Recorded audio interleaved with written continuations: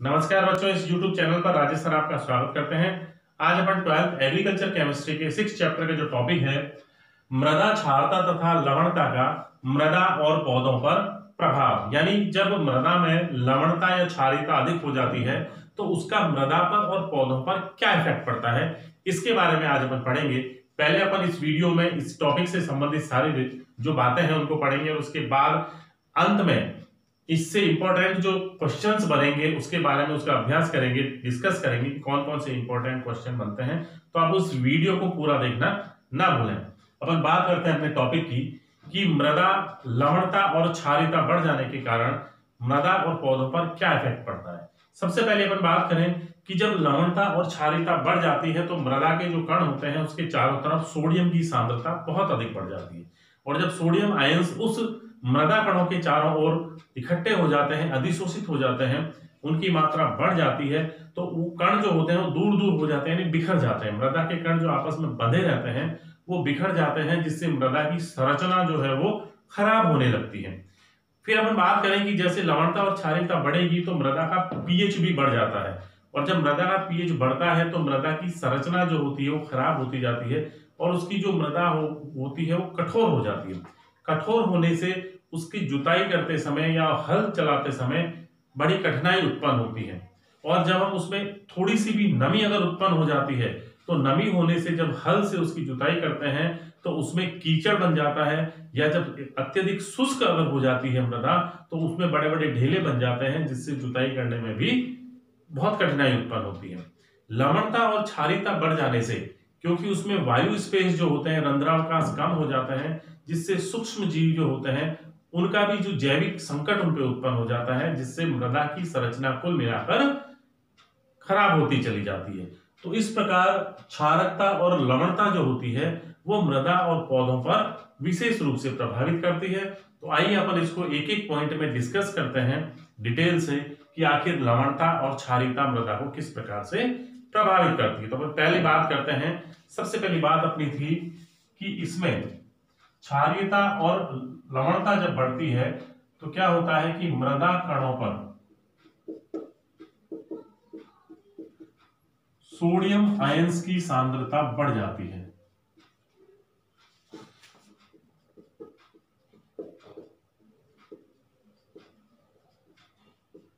सांद्रता अधिक हो जाने के कारण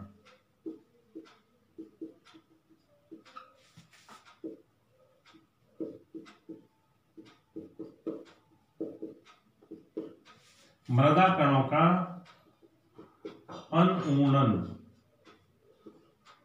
एक वर्ड है ये, यानी मृदा के कण जो होते हैं वो दूर दूर हो जाते हैं, कणों का अनऊनन हो जाता है। कैसे होता है ये? क्योंकि मृदा के कण जो होते हैं पहले पास पास होते हैं, बहुत नजदीक होते हैं, आपस में बंधे रहते हैं, लेकिन जैसे ही इन कणों के चारों ओर, ये जो कण है मृदा के कण, इनके चारों ओर जब सोडियम लवण आ जाते हैं, सोडियम लवण की मात्रा बढ़ जाती है, यानी Na जो होते हैं इनके चारों ओर जब इकट्ठे होने लगते हैं तो क्या होता है, ये इनको दूर दूर कर देते हैं, ये कण जो होते हैं वो बिखर जाते हैं। यानी सोडियम आते ही, सोडियम आयन जब इन पर आ जाते हैं तो ये कण दूर दूर हो जाते हैं, बिखर जाते हैं, इनकी संरचना जो होती है वो गड़बड़ा जाती है, जिसे हम कहते हैं संरचना इसकी खराब हो जाती है, दूर दूर हो जाते हैं, जिससे इनमें क्या होता है, जल का निकास भी आसानी से नहीं होता, ये जा नहीं पाते क्योंकि इसमें कण बंधे रहते हैं, इसमें बंधन जो होता है वो दूर हो जाते हैं, और कुल मिलाकर के मृदा की भौतिक संरचना जो है वो खराब हो जाती है, बिगड़ जाती है। फिर हम बात करते हैं कि थोड़ी सी भी नमी होने पर, सेकंड अगर अपन पॉइंट की बात करें तो ये होता है कि अगर थोड़ी सी भी अगर नमी है, किसमें, क्षारीय मृदा जो होती है, थोड़ी सी भी नमी होने पर अगर हल चलाया जाए, हल चलाने पर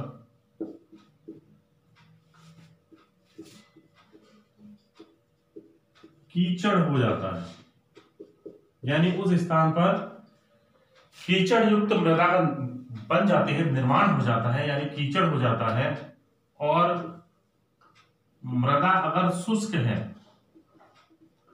मृदा शुष्क होने पर मिट्टी के ढेले बन जाते हैं,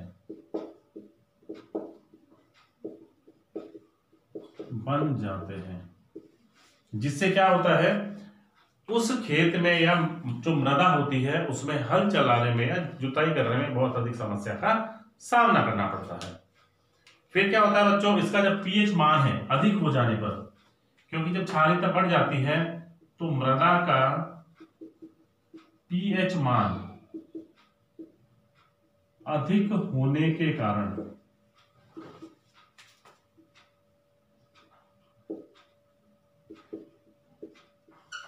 मृदा की भौतिक संरचना जो होती है, मृदा की भौतिक दशा, या हम कह सकते हैं इसकी भौतिक संरचना खराब हो जाती है।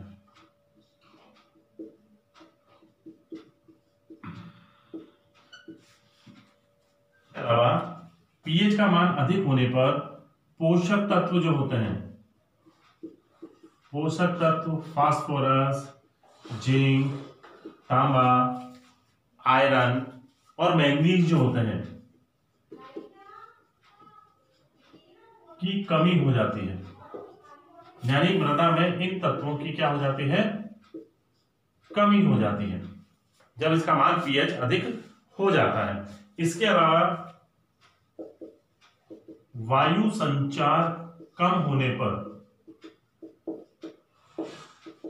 यानी इस प्रकार की मृदा में वायु संचार जो होता है कम हो जाता है, तो वायु संचार कम होने से सूक्ष्म जीवों की जो सक्रियता है,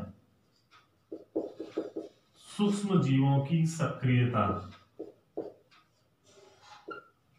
कम हो जाती है, यानी इनकी जो सक्रियता है वो भी कम हो जाती है। अधिक क्षारीयता से पौधों में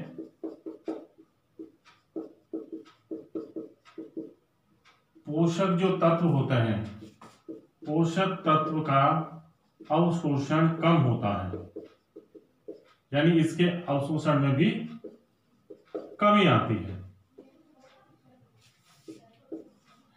ठीक है। लवणता अधिक होने पर क्या होता है, जब इसकी सोडियम की मात्रा बहुत अधिक बढ़ जाती है तो उससे जीवांश पदार्थ जो होते हैं वो नष्ट होने लगते हैं। तो क्या है इसका, लवणता अधिक होने पर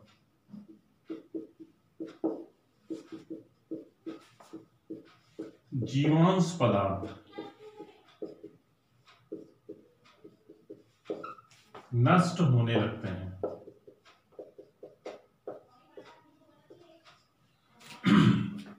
तो इस प्रकार बच्चों मृदा की क्षारीयता और लवणता का मृदा और पौधों पर सीधा सीधा प्रभाव पड़ता है।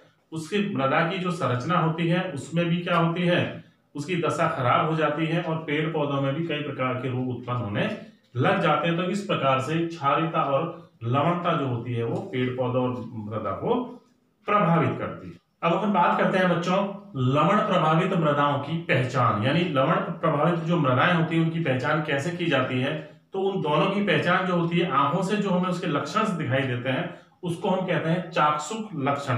तो दोनों मृदाओं की पहचान अपन अलग अलग प्रकार से करते हैं। पहले अपन बात करते हैं लवणीय मृदाओं के चाक्षुष लक्षण, यानी ऐसे लक्षण जो आंखों से दिखाई देते हो उन्हें हम कहते हैं चाक्षुष लक्षण या विजिबल सिम्टम्स जो होते हैं। तो देखते हैं लवणीय मृदाओं के कौन कौन से लक्षण हमें दिखाई देते हैं। पहले लक्षण की बात करें, गर्मियों में मृदा के ऊपर सफेद अथवा सफेद भूरी राख के रंग की परत बन जाती है, एक लेयर बन जाती है जो बारिश आने पर क्या होती है, वापस से समाप्त हो जाती है, क्योंकि लवण जो होते हैं बारिश आने पर पानी में घुल जाते हैं और नीचे चले जाते हैं, इसलिए बारिश के मौसम में वापस समाप्त हो जाती है। कभी कभी पत्तियों का रंग गहरा नीला तथा किनारे जो होते हैं वो झुलसे हुए दिखाई देते हैं, यानी लवण प्रभावित जो मृदाएं होती हैं, लवणीय मृदाएं होती हैं, वहां पर जो पौधे होते हैं उनकी पत्तियों का रंग गहरा नीला दिखाई देता है और किनारे जो होते हैं उनके झुलसे हुए दिखाई देते हैं। पौधों में क्लोरोसिस, ऊतक क्षय जिसको हम कहते हैं नेक्रोसिस, तथा विचित्र सुखाव के लक्षण भी दिखाई देते हैं। ये पौधों के लक्षण हमें स्पष्ट रूप से आंखों से दिखाई देते हैं। इसके अलावा मिट्टी में पर्याप्त नमी होते हुए भी ये जल की कमी को प्रदर्शित करते हैं, यानी ऐसा लगता है जैसे कि मृदा जो है वो सूखी हुई है, उसमें पानी की कमी हो गई है, लेकिन उसमें पर्याप्त मात्रा में नमी होती है। प्राकृतिक वनस्पति कम अथवा टुकड़ों में होती है, यानी ऐसी जो मृदाएं होती हैं लवणीय, वहां पर प्राकृतिक वनस्पतियां तो कम होती है या कुछ कुछ स्थानों पर पाई जाती है, जिसे हम कहते हैं टुकड़ों में पाई जाती है। फिर हम बात करते हैं बच्चों क्षारीय मृदाओं के चाक्षुष लक्षणों की।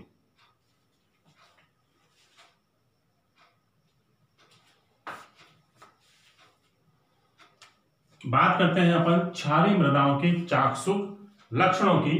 तो वर्षा ऋतु में जल की काफी समय तक भरा रहता है, यानी जब वर्षा ऋतु आती है तो मृदा के ऊपर जल जो होता है वो काफी समय तक भरा रहता है, रुका रहता है, सूखता नहीं है आसानी से। मृदा गीली होने पर चिकनी हो जाती है, यानी ऐसी जो मृदा होती है क्षारीय मृदाएं वो गीली होने पर चिकनी हो जाती हैं।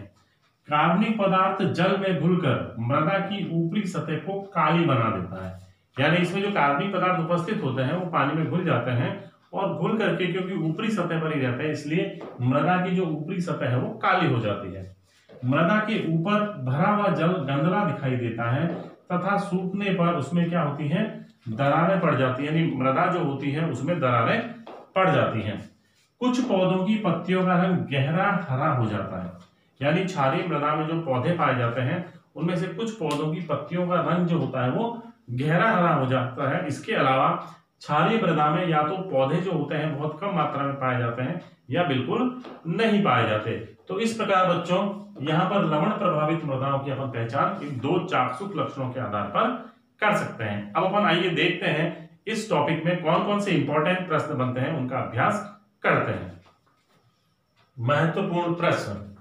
पहला प्रश्न बच्चों, मृदा लवणता तथा क्षारीयता का मृदा पर कोई 4 प्रभाव लिखिए। प्रश्न नंबर दूसरा, लवण प्रभावित मृदाओं की पहचान कैसे करते हैं, यानी ऐसी मृदाएं जो लवण प्रभावित है उनकी पहचान हम किन लक्षणों के आधार पर करेंगे। तो इसमें हमें उन लक्षणों के बारे में लिखना है।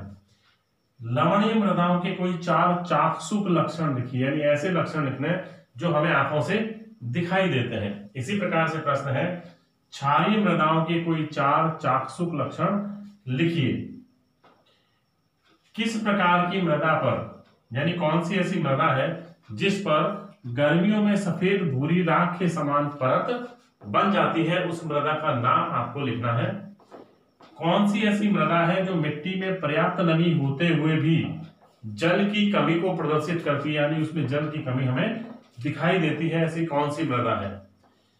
किस प्रकार की मृदा में वर्षा ऋतु में जल काफी समय तक भरा रहता है, जल जो होता है वो अधिक समय तक भरा रहता है, ऐसी कौन सी मृदा है। और कौन सी मृदाएं गीली हो जाने पर चिकनी हो जाती हैं, यानी वो बिल्कुल चिकनी हो जाती हैं। तो ये कुछ महत्वपूर्ण प्रश्न है बच्चों, जो आज अपन ने जो टॉपिक पढ़ा था उसमें से ये सारे प्रश्न हैं जो बोर्ड में पूछे जा सकते हैं, बहुत ही इंपॉर्टेंट प्रश्न है। तो आप इनका अभ्यास कीजिए और अपना अगला वीडियो देखना ना भूलिए। नमस्कार।